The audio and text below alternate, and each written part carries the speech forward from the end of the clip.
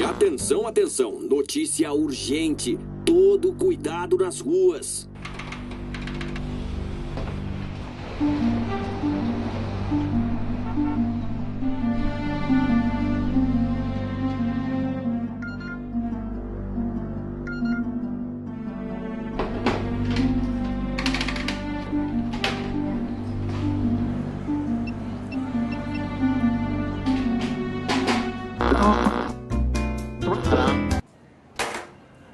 Vou abrir, vou consertar, vou ligar o rádio e vou descobrir o que está acontecendo. E tudo vai ficar bem.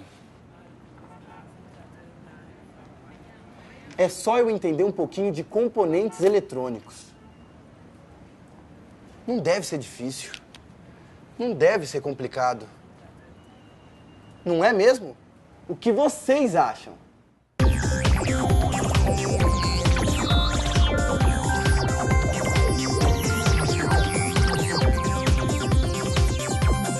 No início, a montagem de circuitos eletrônicos era feita artesanalmente. Sobre um chassis eram parafusadas pontes de ligações e nestas pontes eram realizadas as conexões entre os vários componentes e a respectiva fiação, soldados de acordo com um diagrama pré-determinado.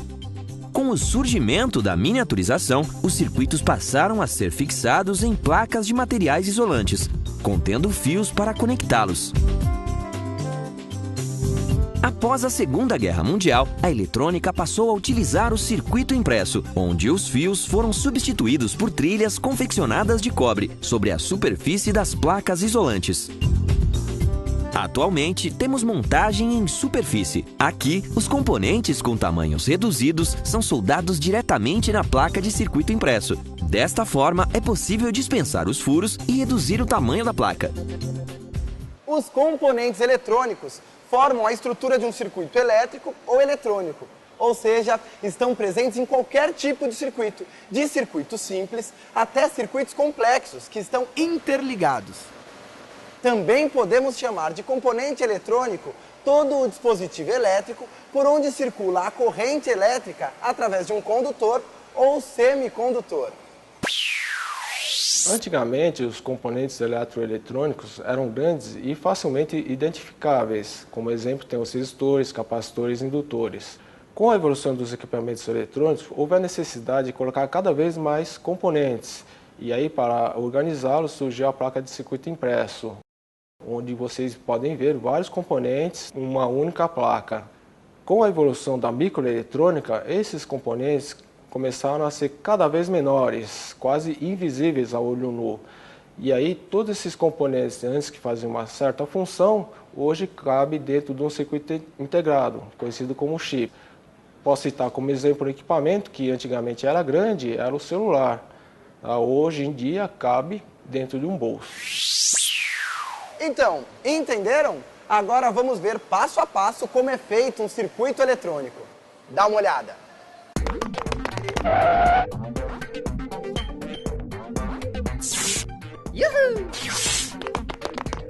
O circuito eletrônico é constituído por pelo menos 3 elementos.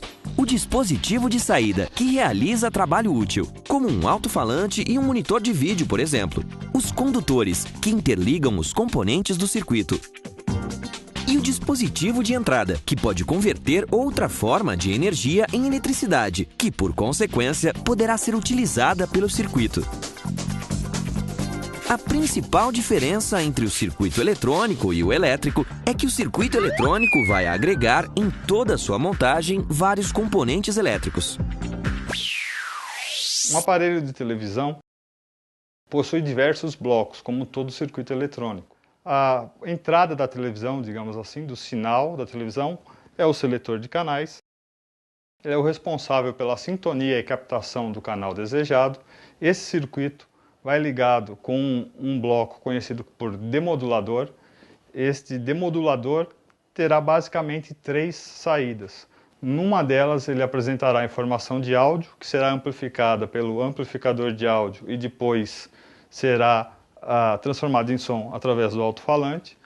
A outra saída dele vai direto para o circuito amplificador de vídeo, que gera a imagem ou em preto e branco ou colorido, somando 2 informações diferentes, e essa imagem é reproduzida no tubo ou no cinescópio. E a outra saída vai ligada com um separador de sincronismo, que alimenta o amplificador vertical e o amplificador horizontal, que permitem que a bobina defletora faça com que a imagem se abra na sua televisão, tanto num sentido quanto em outro. Parte também importante de uma televisão é a fonte de alta tensão, cujo coração é o transformador de saída horizontal, que gera uma tensão elevada, que é aplicada no tubo, numa outra posição, atraindo os elétrons para a tela, permitindo que o tubo se acenda. Todo equipamento eletrônico necessita de uma fonte de alimentação. O televisor também tem isso. E a função da fonte de alimentação é gerar energia, converter energia e gerar essa energia de uma forma correta para todos os estágios ou blocos da televisão. Ufa, prontinho. Deixa eu ver. Agora sim vai dar para saber o que aconteceu.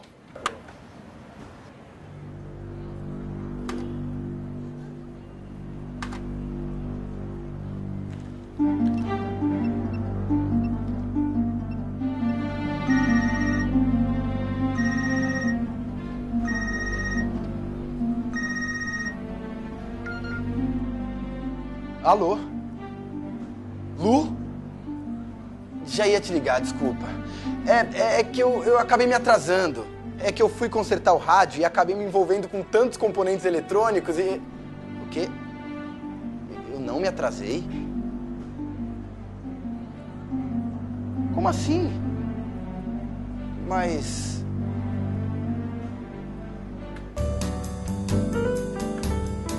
Não é possível. Não, tá tudo bem. Tá, eu já vou sair.